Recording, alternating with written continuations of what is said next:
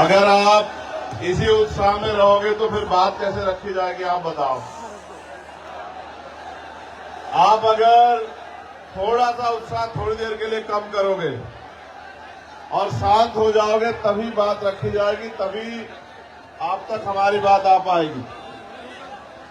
तो मैं अपने प्यारे भाइयों से, साथियों से आग्रह करूंगा कि वो जहां हैं वहीं बैठ जाएं, क्योंकि अगर वो बैठ जाएंगे तो अपनी बात को रखने में थोड़ा सा आनंद आ जाएगा, और अगर नहीं बैठेंगे तो समझ ही नहीं आएगा।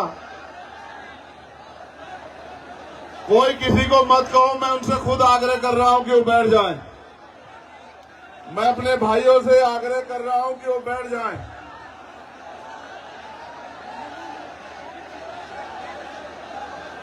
आपसे भी आग्रह कर रहा हूं बैठने का। इससे ये पता लग जाएगा कि हमारा कौन है और आम नॉर्मल कौन है। जो हमारी एक आवाज में बैठ जाएगा उससे पता लग जाएगा कि वो हम में से एक है। बहुत जल्दी कीजिए, मुश्किल से 20 सेकंड बाकी है आप लोगों के पास। ये इधर जो लोग हैं,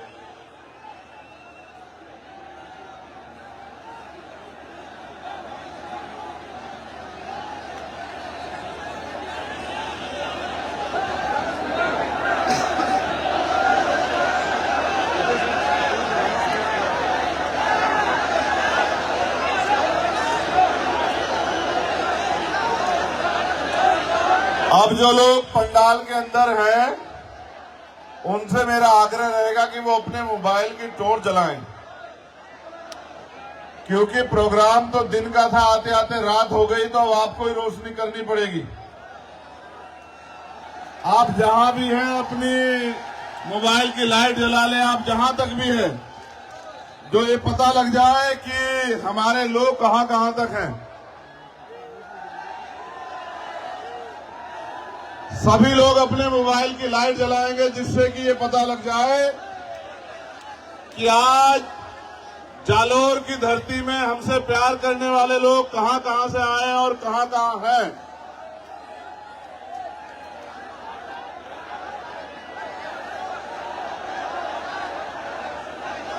चलो शुरू करते हैं। अभी इन्हें जला के रखो, ये अच्छा लग रहा है। ऐसा लग रहा है भारत चांद पे नहीं गया, चांद जालोर में आ गया।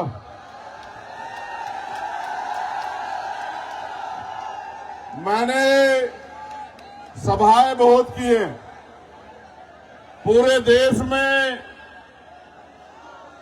कश्मीर से लेकर कन्याकुमारी बहुत सभाएं की हैं और कई कई लाख लोगों की सभाएं की हैं। लेकिन आज जो जालोर में प्यार आपने दिया है, ऐसा कहीं नहीं मिला। बहुत बहुत धन्यवाद जालोर।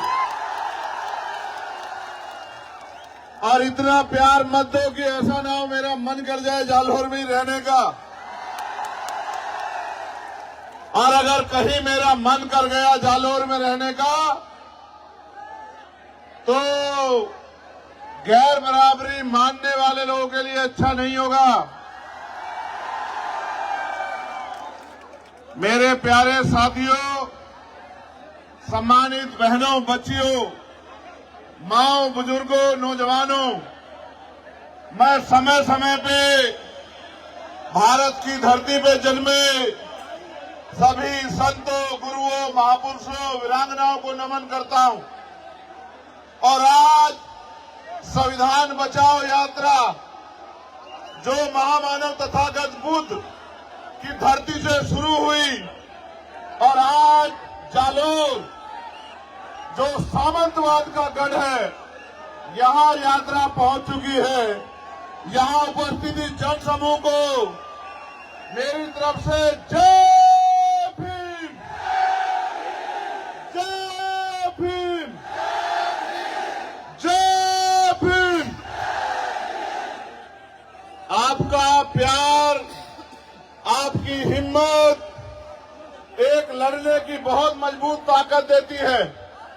और आप ये जानते हैं कि समय समय पे मैं जालोर, जोधपुर, उदयपुर, पाली आता रहता हूं, लेकिन इस बार जो आने का मुख्य कारण है वो आप लोगों को तैयार करने के लिए है कि आप लोग तैयारी कर लो, और जिस दिन आप मन बना लोगे, तैयारी कर लोगे, मैं जिम्मेदारी के साथ कहता हूं, ये आपकी एक तैयारी आपके हर एक घर में चंद्रशेखर आजाद पैदा कर देगी। मेरी बात को याद रखना। भारत 15 अगस्त 1947 को आजाद हुआ, लेकिन इस देश के शोषितों को, वंचितों को, कमजोरों को, किसानों को, महिलाओं को अगर असल आजादी मिली तो वो मिली 26 जनवरी 1950 को, जब डॉक्टर बाबा साहब अम्बेडकर के द्वारा लिखा संविधान इस देश में लागू हुआ और भारत के हर एक नागरिक को समता, समानता, बंधुत्व, भाईचारे के साथ रहने का अवसर मिला। लेकिन एक बड़ी ताकत जो आपको मिली संविधान के जरिए, वो थी देश के हर एक बालिग व्यक्ति को वोट। देश आजाद हुआ,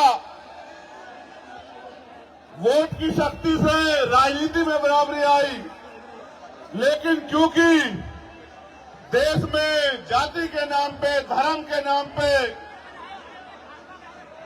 सामाजिक स्तर पे, आर्थिक स्तर पे जो गैर बराबरी थी, उस समय की सरकारों ने उस गैर बराबरी को खत्म करने के लिए कोई अच्छा कदम नहीं उठाया। धीरे धीरे अमीर अमीर होता गया, गरीब गरीब होता गया, और आज ऐसा समय आ गया है कि देश की 90% पूंजी 10% लोगों के हाथ में है, और देश के 90% लोग 10% साधनों से अपने जीवन को जी रहे हैं। अभी अभी बिहार में जातिगत जनगणना के आंकड़े सार्वजनिक हुए।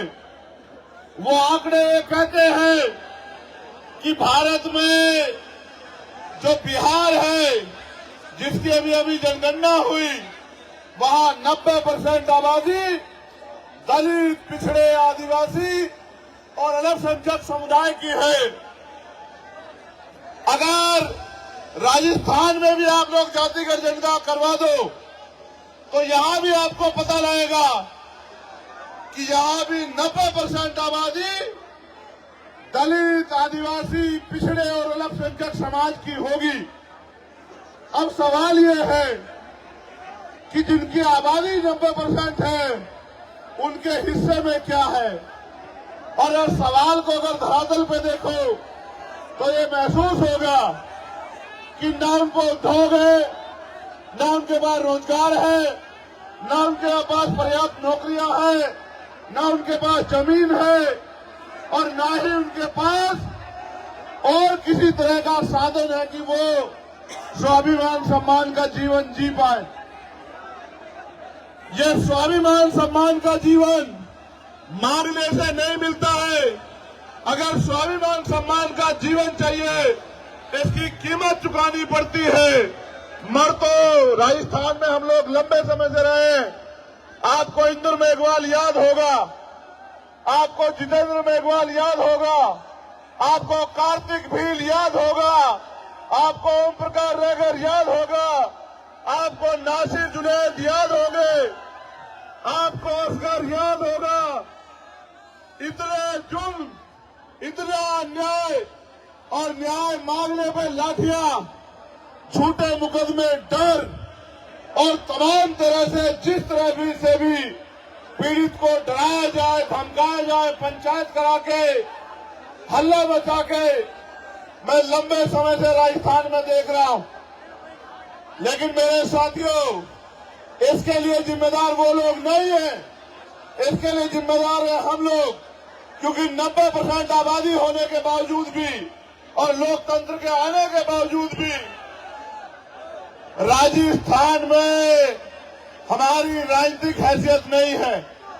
अगर राजस्थान में हम लोग अपनी राजनीतिक हैसियत बना लें तो ना तो हमें अच्छी पढ़ाई के लिए किसी के आगे हाथ फैलाना पड़ेगा, ना रोजगार के लिए किसी के आगे हाथ फैलाना पड़ेगा, ना अपने बच्चों के लिए बड़े बड़े हॉस्टल बनाने के लिए हाथ फैलाना पड़ेगा, ना हॉस्टल में सुविधा देने के लिए हाथ फैलाना पड़ेगा, ना बहन बेटियों की शादी करने के लिए अपनी जमीन गिरवी रखनी पड़ेगी या उधार लेना पड़ेगा, ना ही बीमार होने पे इलाज के लिए हमें किसी की तरफ बेबस लाचार निगाहों से देखना पड़ेगा। अगर आप अपनी वोट को जिम्मेदारी से ये तय करके कि अब आप गुलामी नहीं सहना चाहते, अब सामंतवाद की जड़ें काट के समता समानता बंधुत्व भाईचारे पर स्थापित राज आप लोग लाना चाहते हो, तो मैं पूरी जिम्मेदारी से बात कहता हूं कि इस धरती पे जो आने वाला समय है वो सुनहरा होगा, सुनहरा मेरा वादा है आप लोगों से।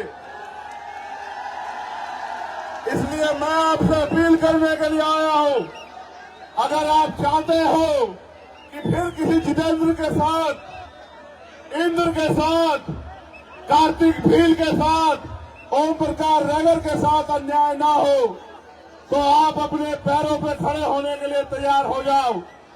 जिस तरह से आज हजारों की संख्या में, मैं हजार नहीं कहूंगा, यहाँ की ताकत देख के लग रहा है कि लाखों की संख्या में जिस तरह आप यहाँ आए हैं, अगर आप अपनी वोट को संगठित होकर आजाद समाज पार्टी को दो, तो मैं गारंटी से कहता हूं कि किसी सामंतवादी में इतनी हिम्मत नहीं बचेगी कि वो हमारी बहन बेटियों की तरफ आंख उठा के देख ले, वो हमारे बच्चों की तरफ आंख उठा के देख ले। ये कोई मुश्किल काम नहीं है मेरे लोगों, ये बहुत आसान काम है।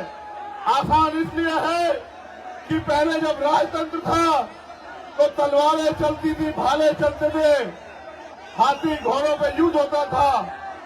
आज लोकतंत्र में सिर्फ ईवीएम का बटन दबाना है। अगर आप अपने अंगूठे को तैयार कर दो और अपने साथियों को भी कह दो कि अंगूठा मजबूत कर लो। पहले सामंतवादी ये अंगूठा आपकी जमीन लूटने के लिए लगवाया करते थे, आज ये अंगूठा आपकी तकदीर बदलने के लिए लगेगा। अगर आपने फैसला लिया तो मैं जिम्मेदारी से कहता हूं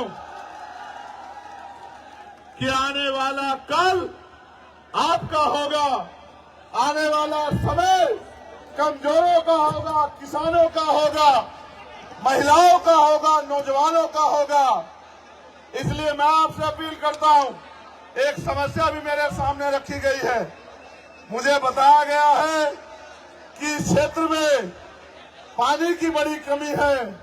मैं मीडिया के साथियों से कहूंगा कि मेरी बाकी खबर चलाना है ना चलाना, लेकिन मेरी इस बात को जरूर उठाना, क्योंकि ये जन समस्या है और यहाँ के लोग, हर जाति धर्म के लोग इस समस्या से पीड़ित हैं कि सन 1966 में राजस्थान में गुजरात के समझौते से माही बेसिन पर कडाना बांध निर्माण का समझौता हुआ था, जिसमें शर्त रखी गई थी कि सिरोही, जालोर, बाड़मेर के किसानों को खेती के लिए और पीने के लिए 127 टीएमसी पानी दिया जाएगा। कालांतर में बांध का निर्माण हुआ और 132 गांव बांसवाड़ा के डूब गए। 45 किलोमीटर का एरिया राजस्थान का बांध क्षेत्र में चला गया। 2002 में नरेंद्र मोदी ने सुजलाम सुफलाम की कच्ची नहरें 320 किलोमीटर की बना दी और अब पानी नहीं दे रहे, जो हक का पानी बैठता था, जिसका वादा हुआ था 127 टीएमसी पानी का। स्थानीय किसान संगठन ने जब 121 आरटीआई लगाकर उच्च न्यायालय गया तो पता चला 17 जवाई बांध पाली जितना पानी हर वर्ष बरसात में खंभात की खाड़ी के समुद्र में बहकर जा रहा है, लेकिन राजस्थान के पश्चिमी जिले को नहीं दिया जा रहा है। और यहाँ के जो केंद्र के जल शक्ति मंत्री हैं भैरव सिंह शिखावत, वो उसमें रंगा डाल रहे हैं। मैं आपसे वादा करके कहता हूं,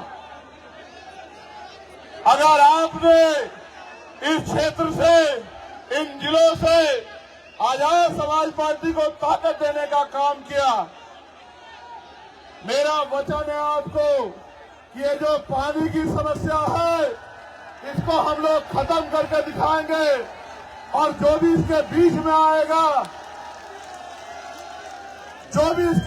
आएगा, चाहे वो मंत्री जी हो केंद्र के या राजस्थान सरकार के, उनको हम विधानसभा लोकसभा में जाने लायक नहीं छोड़ेंगे। ये बात याद रखना आप लोग।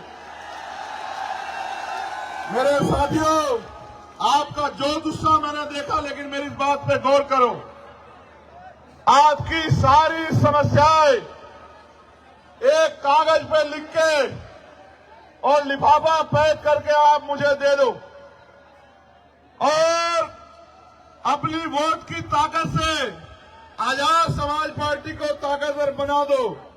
मैं आपको लिख के देता हूं कि भारत के लोकतंत्र में वो शक्ति है, आपकी सारी समस्याएं अगर 6 महीने में हल न करा दी तो मैं राजनीति से त्याग कर दूंगा। मेरी इस बात पे गौर करो। बाबा साहब अम्बेडकर ने कहा कि राजनीतिक सत्ता वो चाबी है जो आपके सारे ताले खोल सकती है, आपकी सारी समस्याओं का हल कर सकती है। और मान्यवर काशीराम साहब ने कहा, जिसका दल नहीं होता उसके पास बल नहीं होता, और जिसके पास बल नहीं होता उसकी समस्याओं का हल नहीं होता। अगर आप अपनी समस्याओं का हल चाहते हो, सीना तान के इस क्षेत्र में जीना चाहते हो, रोजगार चाहते हो, जमीन चाहते हो, स्वाभिमान सम्मान का जीवन चाहते हो, जुल्म जातीय अत्याचार से मुक्ति चाहते हो, तो दोनों हाथ उठा के ऐसे मेरे साथ संकल्प करो कि इस बार हम आवाज लगा के संकल्प करो कि इस बार हम आजाद समाज पार्टी को अपने क्षेत्र से जिताकर भेजेंगे, ताकत हिम्मत देके भेजेंगे। आप ये जानते हो, नहीं मेरी बात पे अब गौर करो। क्या कभी कोई ऐसा मसला हुआ जब आप पे आंच उठी और चंद्रशेखर आजाद ने आपकी लड़ाई ना लड़ी हो? पूरी जिम्मेदारी से बताओ मेरे लोगों। आपको पता है जब मैं जालोर आया, 4 बार मुझे यहां से उठा के यहां की सरकार ने दिल्ली भेज दिया, एयरपोर्ट से वापस भेज दिया। 3 बार गाड़ी से लेके गए, 1 बार लेके गए, मैंने उनको वहीं छोड़ा पुलिस के लोगों से, फ्लाइट से बैठा, फिर वापस आ गया। यहाँ के अधिकारियों ने मुझसे माथा पीट के कहा कि यहाँ के नेता जिनको ये वोट देते हैं वो उनकी तरफ देखना भी नहीं चाहते, आप किस मिट्टी के बने हो। मैंने उनसे एक बात कही, गौर करना, कि उनका उनसे राजनीति का रिश्ता है, मेरा इन लोगों से खून का रिश्ता है। खून कहीं रहता हो और खून कहीं से भी बहे, खून को खून की आती है। जब तक मैं इस क्षेत्र में, क्योंकि देश तो आजाद लगभग हो गया है, इस क्षेत्र में अभी सामंतवादी सोच के लोग सुधारने का काम नहीं कर रहे।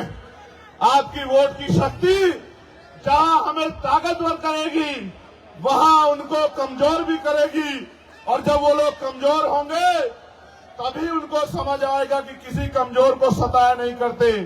पुणे में एक बार आपसे कहूंगा, अपने मोबाइल निकालें, जहां तक भी आप हैं अपने मोबाइल निकाल के मुझे एहसास कराएं कि आप मुझे कहां तक सुन रहे हैं।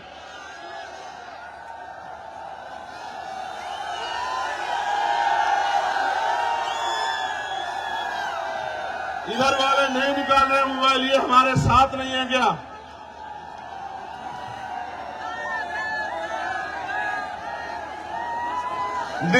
ये बीच में कुछ ऐसा लग रहा है कि बीच में लाइट है नहीं, ऐसा क्या है? मैं आज के कार्यक्रम के लिए, सबसे मजबूत कार्यक्रम के लिए जालौर की भीम आर्मी, आजाद समाज पार्टी की पूरी टीम को, एक एक कार्यकर्ताओं को बधाई देता हूं। और मुझे विश्वास है कि ये जो रोशनी आज यहाँ जालौर से चली है, इसकी खबर कुछ ही घंटों में जयपुर में बैठे मुख्यमंत्री में भी जाएगी और उसके कुछ ही देर बाद दिल्ली में बैठे प्राइम मिनिस्टर में भी जाएगी। मैं ये वादा नहीं करना चाहता था, लेकिन कह रहा हूं, एक लाइट वहां जल रही है, देखो ऊंचाई पे, वो देखो वहां।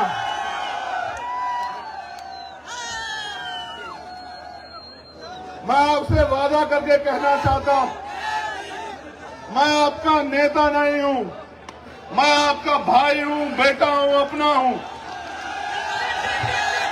मेरा आपसे चुनावी रिश्ता नहीं है। चुनाव 2 महीने में खत्म हो जाएगा।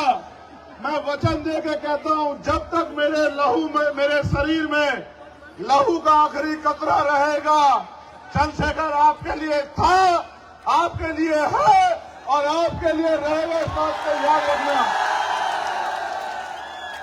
अभी तो मेरे हाथों में कलम की ताकत नहीं है मेरे लोगों। जिस दिन कलम की ताकत मेरे हाथ में होगी, उस दिन देखना आपकी तरफ उठने वाली हर एक को, हर आंख को आपके सम्मान में झुकना पड़ेगा। मेरा वादा है आप लोगों से। अगर आपने विधानसभा चुनाव में मेरी हिम्मत बढ़ाई, तो लोकसभा चुनाव में मैं आपके बीच रहूंगा। मेरा आपसे वादा है, इस बात को अब याद रखना। पूरी हिम्मत ताकत से रहूंगा। पुणे, आप सबको बहुत बहुत बधाई। ऐ मेरे गरीबों, कमजोरों, शोषितों, पीड़ितों, एक नया सवेरा आने वाला है। उठो, जागो और अपने भविष्य का फैसला वोट की शक्ति से अपने आप करो। आने वाला कल ऐसी रोशनी आपकी जिंदगी में लेके आएगा, जैसी रोशनी आज आपने मेरे सम्मान में की है। बहुत बहुत धन्यवाद।